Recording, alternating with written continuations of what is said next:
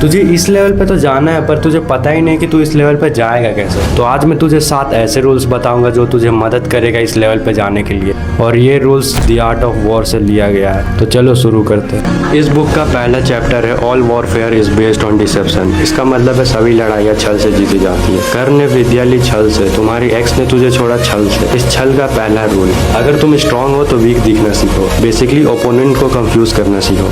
इस छल का दूसरा रूल, दुश्मन को अपने प्लान में फंसाना और समय आने पे कुचल देना। इस छल का तीसरा रूल, युद्ध से पहले तैयार होना सीखो। अगर एग्जाम है तो पहले से ही तैयार रहो। तो ये था इस बुक का चैप्टर 1।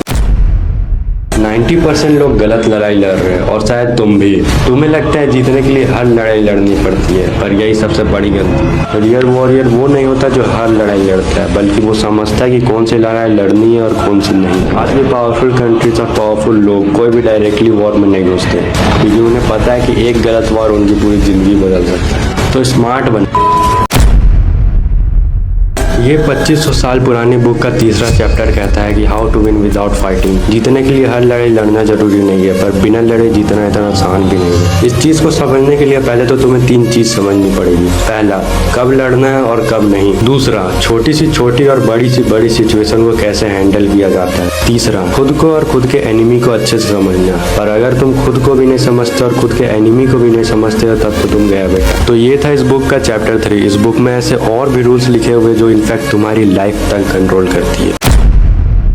अगर तुम्हें हर फाइट में जीतना है तो पहले अपने आप को अनबीटेबल बनाओ। इस बुक में चैप्टर 4 में ऑथर ने कहा है कि फर्स्ट बी अनबीटेबल। पहले अपनी हारने के चांसेस खत्म करो। अपनी पोजीशन को इतना स्ट्रांग बना लो कि सामने वाला तुम्हें हरा ही ना सके। नॉर्थ कोरिया को देखो, वो अपनी पोजीशनिंग इतना स्ट्रांग बना लिया कि कोई उन पर अटैक करने से पहले 10 बार सोचता है। यही होती है पोजीशनिंग। जब तुम स्ट्रांग होते तो लोग तुमसे लड़ते नहीं है, तुम्हें अवॉइड करते।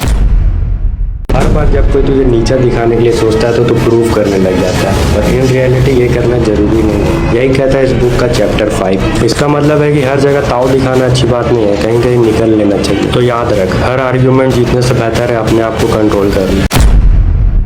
तुझे लगता है सारी प्रॉब्लम तेरी ही जिंदगी में है, तेरी ही जिंदगी पूरी झंड है, पर इन रियलिटी तू ही अपनी जिंदगी को झंड बना रहा है। तो इसी चीज का आंसर देते हुए इस बुक के चैप्टर 4 में लिखा हुआ है वेरिएशन इन टैक्टिक्स। इसका मतलब है सिचुएशन के हिसाब से अपने पोटेंशियल को चेंज करना। और ये 3 चीजें जो तेरी पोटेंशियल को रोकता है। पहला है गुस्सा, दूसरा है डर, तीसरा है ईगो। इसलिए प्रॉब्लम तेरी लाइफ में है, तेरी लाइफस्टाइल में। और लाइफस्टाइल चेंज करने के लिए तुझे अपने इमोशन कंट्रोल करना होगा।